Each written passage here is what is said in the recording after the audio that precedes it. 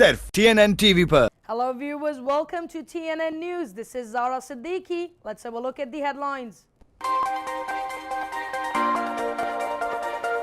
Nawaz called Supreme Court's verdict inappropriate and unnecessary. PTI introduces a 100-day plan ahead of general polls. Texas shooting. Prime Minister condoles with family of Sabika Sheikh. Civilians targeted in unprovoked Indian firing along working boundary. Pope Francis elevates Karachi Archbishop to cardinal rank. 5D miners killed in shooting incident in Kandahar. Ministers, secretaries to enjoy unlimited mobile use. India successfully test fires BrahMos supersonic cruise. Iraq to host first international football tournament. UAE announces ownership visa reforms to lure foreign investors. Lebanon hosts first all-female vintage car rally. Labour's Get Kearney says indefinite offshore immigration detention shameful. RHB Islamic Bank CEO is new AIBIM president. Now the news in details. Former Prime Minister Nawaz Sharif has recorded answers to 55 questions in the Avanfield Properties reference before the Accountability Court. The Supreme Court's verdict affected my right to a fair trial, Nawaz said, adding that it was his right as per Article 10 of the Constitution. Speaking about the joint investigation team, Nawaz raised objections over all 6 members of the JIT, adding that some of them were affiliated with different political parties. On Bilal Rasool, the former premier, shared that he is the nephew of former Governor Punjab Mia Azhar. Nawaz further said that Azhar's son Hamid Azhar was photographed with Pakistan Tehreek-e-Insaf chairperson Imran Khan. The picture was taken at Imran's house in Banigala. He also said that Rasool has criticized the government of Pakistan Muslim League Nawaz in the past and that his wife is a fervent supporter of PTI. With regard to Zia, Nawaz said that the GIT had employed the services of his cousins for the probe. The PMLN leader said that Zia's biases in the investigation have been evident from the start. Nawaz also remarked that it was inappropriate to include officers from MI and ISI in the GIT, adding that the GIT report was affected by the current strained civilian-military relations. Pakistan Tehreek-e-Insaf unveils a 100-day plan.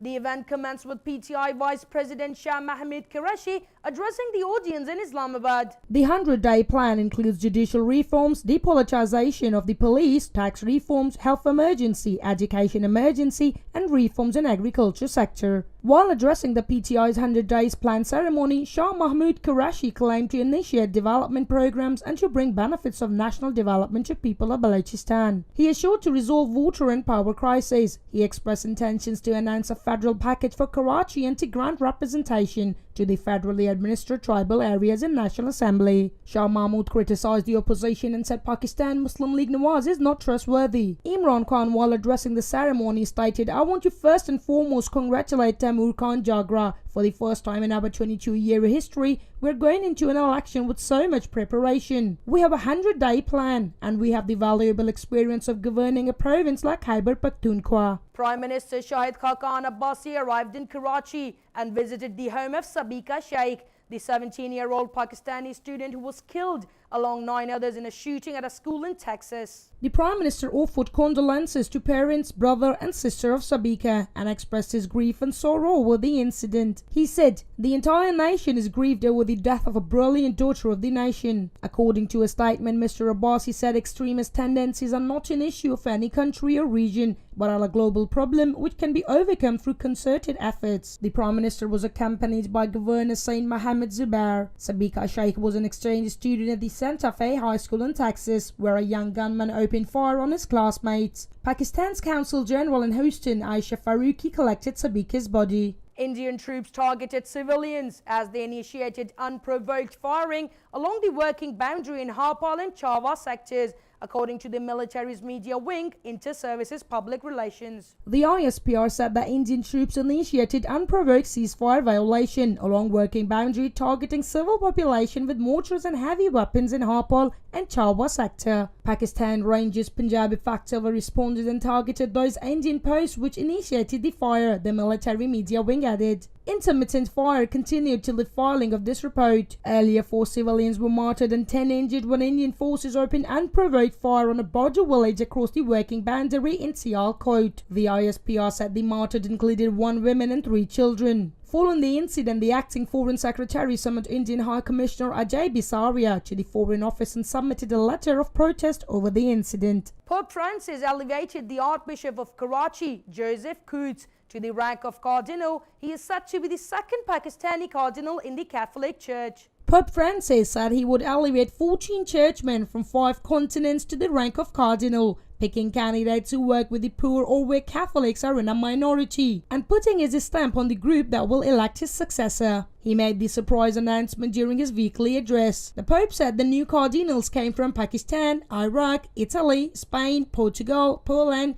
Japan, Madagascar, Peru, Mexico, and Bolivia. They will get their traditional red hats at a ceremony known as Consistory on June 29. 11 of the cardinals are under 80, the age limit for entering the secret conclave that will be called to elect a new pope once Francis dies or retires. These new appointments will bring the number of so-called elected cardinals to 125, 5 more than the limit of 120 established by Pope Paul VI for a conclave. Francis will have named almost half of the group since becoming pontiff in 2013. It will be Francis's 5th consistory, and he has used each occasion to show support for the church, where Catholics are in a tiny minority. In this case, Iraq, Pakistan, and Japan. Following confirmation from Provincial Police Chief General Abdul Raziq, at least 5 D-miners were killed by unknown gunmen in southern Kandahar province. In addition, 1 of them have been abducted. The provincial police chief said the D-miners had been clearing an area to be used for the TAPI project. According to Razik, the incident happened in Malankari's area of Maiwan district. While the D-miners were clearing the area of IEDs, the gunman opened fire on the group. He said the D-miners had been employed by Ames Demining Company and had been working to clear an area that will be part of the Turkmenistan, Afghanistan, Pakistan, India pipeline project. Razik claimed that the Taliban shot the D-miners, but the Taliban have not yet commented nor claimed responsibility. The TAPI pipeline project was agreed to by leaders of 4 countries a few years ago. The work on the Turkmenistan section of the project was completed earlier this year. The 1,814-kilometer gas pipeline will pass through Afghanistan to Pakistan and India. At least 816 kilometers of the pipeline will pass through the territory of Afghanistan. The final destination of the pipeline will be the Indian town of Fazilka, near its border with Pakistan. Top officials of the government will enjoy ceiling-free use of mobile connection,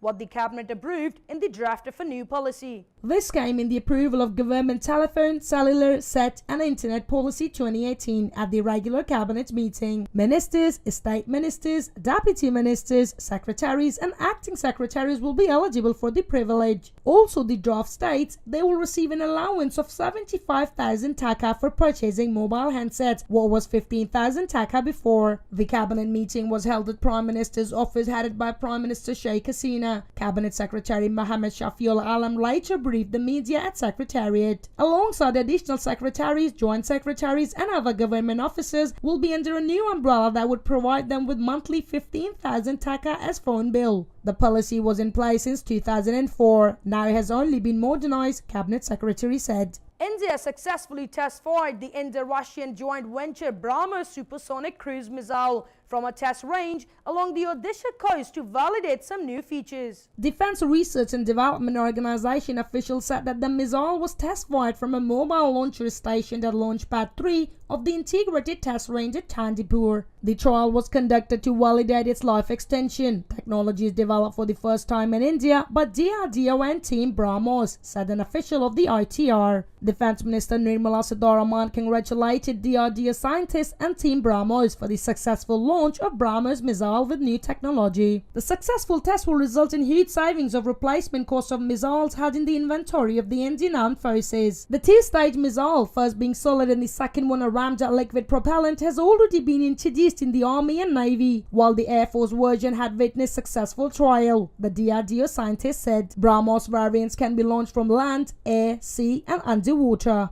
Iraq is to host a West Asia Football Federation Championship in the southern city of Basra in November, the first international tournament to be staged in the country since the 1990s. Iraqi authorities held West Asia Football Federation's invitation to host the tournament following the decision in March of World Football's governing body FIFA to lift a 3-decade ban on Iraq hosting international football. Iraq is now eager to organize a major footballing event and to show that it is ready at all levels. Iraqi Football Association spokesman Kamil Zagir told AFP, confirming Basra would host the tournament between 12 Arab countries. For years, Iraq has been busily building and upgrading stadiums and campaigning for its return to the international fold. FIFA's decision followed an international friendly between Iraq and Saudi Arabia in the ultra-modern stadium in Basra on 28th of February. Iraq has not played competitive internationals on home turf since its 1990 invasion of Kuwait. The ban covering all but domestic matches stayed in place after the US-led invasion of 2003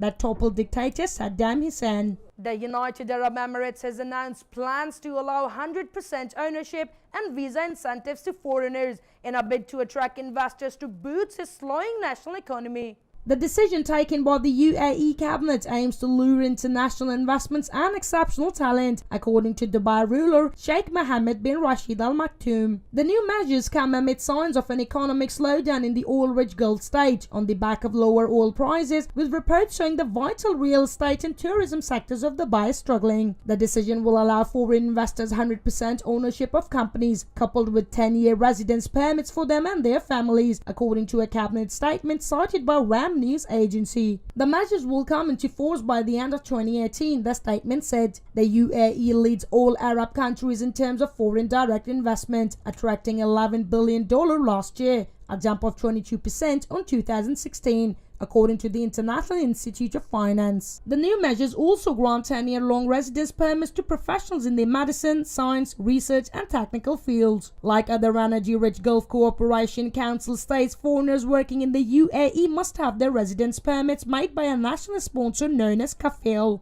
A group of business-minded women from around the world gathered in Lebanon over the weekend to take part in Lebanon's first women-only vintage car rally. Rally de Graces brought 30 women from across the globe to participate in the two-day event aimed at increasing tourism and establishing strong business connections on local and international levels while driving vintage cars across Lebanon. She started from the Automobile and Touring Club of Lebanon in Kasli, Kesrouan. On the first leg of the rally, participants drove north to Jibil, then to Batron and Upper Man, arriving at the Pineland Resort in Hamana. However, Lebanon's problem with road infrastructure caused a few headaches. Risk said, "We had to clear the traffic. You can imagine the struggle. We worked closely with the government of each sector to clear the streets. Following morning saw cars leave towards Kefraya in Beka and then back to Beirut. The hot weather tickets toll on the drivers, with only a handful making it back to the finish line in Zatini Bay in the given time limit." Ahmad Lahoud, Deputy Vice President of the International Automobile Federation, waited at the finish line in Zatini Bay, with every car that rolled in welcomed with music and their waiting friends and family. For many drivers, it was their first visit to Lebanon, and many expressed an interest in bringing their products and services to the country. Risk said the main objectives behind the rally focus around economy and tourism in Lebanon. Labour's Ged Kearney has said that Australia as a wealthy country can afford to take more refugees,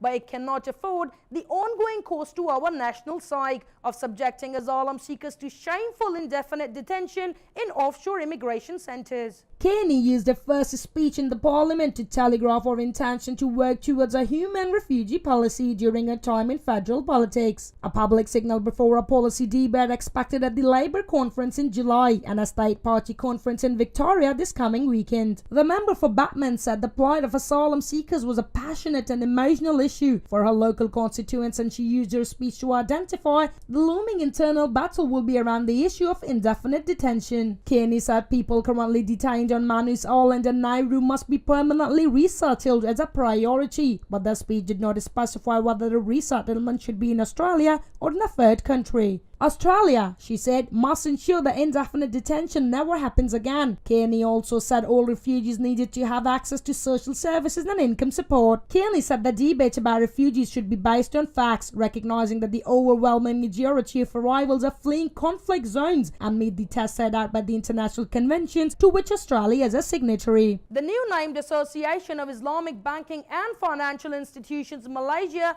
has appointed Datuk Adisadikin Ali as its president for the 2018 to 2020 term, replacing Datuk Muhammad Rizza Shah Abdul Wahid. AIBIM in a statement said Adi Sadikin, Managing Director and Chief Executive Officer of RHB Islamic Bank Berhad, was named during the 23rd AIBIM Annual General Meeting. He leads the new Supreme Council of AIBIM comprising FN Islamic Bank, Bank Islamic, Bank Islam, Bank Muamalat, Bank Rakyat, CIMB Islamic Bank, HSBC Amana, Maybank Islamic, MBSB Bank, and RHB Islamic Bank. AIBIM's new logo was also unveiled at the AGM, and its designer Raja Zilatu Nazwa Raja Azai awarded for winning an interbank logo design contest held last year. In his speech, Adi Sadikin expressed his desire to take AIBIM further in Islamic finance by working closely with AIBIM members. He said, AIBIM with its 26 member banks will host the Global Islamic Finance Forum 2018, GIFT 2018, from October 3rd to 4th. It will strive to ensure that the aims for GIFT 2018 can be implemented and that even more participation will be achieved this time. He added that GIFT 2018 is an important platform to promote Islamic banking and finance in Malaysia, especially to foreign delegates. Thank you for watching TNN News. Stay tuned in for more latest updates. Goodbye. और अब TNN news service HD में देखते रहिए TNN TV की नशरियात HD में।